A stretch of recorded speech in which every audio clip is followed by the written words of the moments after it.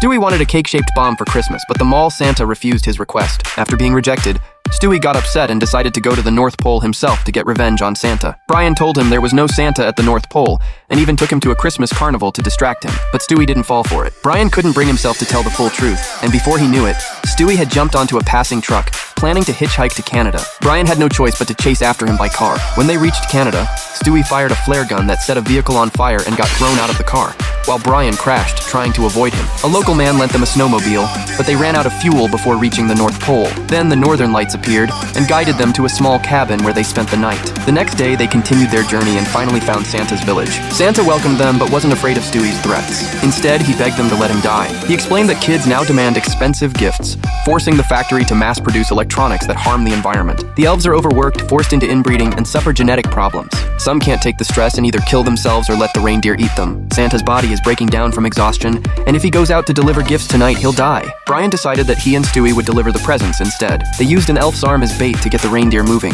but trouble started right away at the first house. They injured the father, tied up the whole family, and realized they had gone to the wrong address. Only 6 hours were left before sunrise. The next morning, people woke up to find no presents under their trees, and the news started covering the story. Then Brian and Stewie appeared on TV with Santa, explaining his situation to everyone and asking people to want fewer gifts. Thankfully, the public agreed. By the next Christmas, Santa had recovered, and the elves were healthy and happy again.